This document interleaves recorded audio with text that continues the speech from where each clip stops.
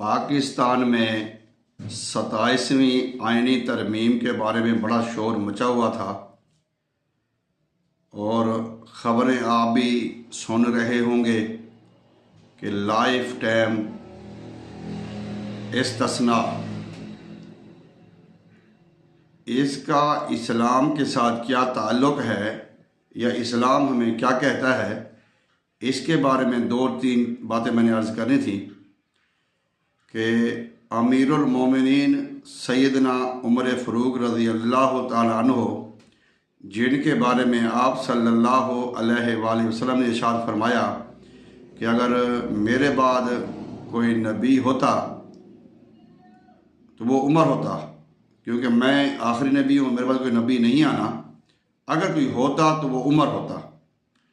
فرمایا کہ عمر کی زبان پہ اللہ بولتا ہے اور شیطان عمر کے ڈر سے دور بھاگتا ہے۔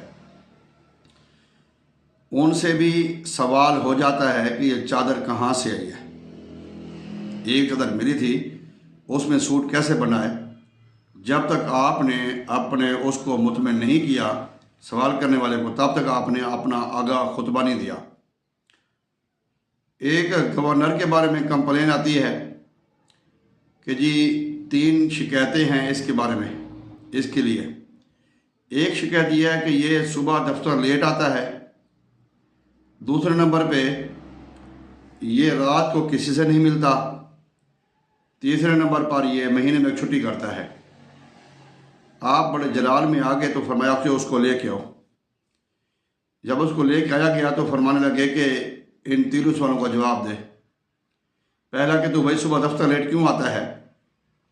اس نے کہا جی میں صبح دفتر اس لیے لیٹ آتا ہوں کہ میرے گھر میں کوئی ملازم نہیں ہے، میں گھر کے کام شام کر کے پھر تیاری کر کے پھر میں آتا ہوں، اس لیے لیٹ ہو جاتا ہوں، میرے پاس کوئی ملازم نہ اپنا ہے نہ سرکاری ہے۔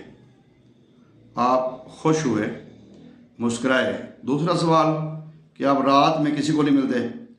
حضور میں سارا دن عوام کی خدمت میں اور اس کام میں لگا رہتا ہوں، امور گورنری میں، تو میں رات کو اپنے رب کی عبادت کرتا ہوں، رب کے آگے سجدہ ریز ہوتا ہوں، اپنے گناہوں کی معافی مانگتا ہوں۔ تیسرے نمبر پہ چھٹی میں اس لیے کرتا ہوں کہ میرے پاس ایک سوٹ ہے جو میں مہینے کے بعد اس کو اتارتا ہوں، اسی کو واش کرتا ہوں، دھوتا ہوں، جب تک سوکھ نہیں جاتا میرے پاس اور کوئی کپڑا نہیں ہے، اس لیے میں پہن کے باہر نہیں آتا۔ آپ نے فرمایا کہ میں نے آپ کے انتخاب میں کوئی غلطی نہیں کی۔ ایک گورنر کے بارے میں فرمایا کہ اگر تو اپنی حرکتوں سے باز نہ آیا تو تیرا جو باپ تھا وہ اونٹوں کی مالش کرتا تھا، میں تمہیں اسی کام پہ لگا دوں گا۔ اسلام ہے، دین ہے۔ حضرت علی رضی اللہ تعالیٰ عنہ کے پاس جو زیرہ تھی، اس کا جو مقدمہ تھا چوری کا، یہودی کی زیرہ تھی یا یہودی کے پاس انہوں نے دیکھی زیرہ، تو وہ انہوں نے کیس کیا عدالت میں، تو قاضی نے وہ فیصلہ یہودی کے حق میں کیا، پھر یہودی نے یہ منظر دیکھا تو مسلمان ہوا۔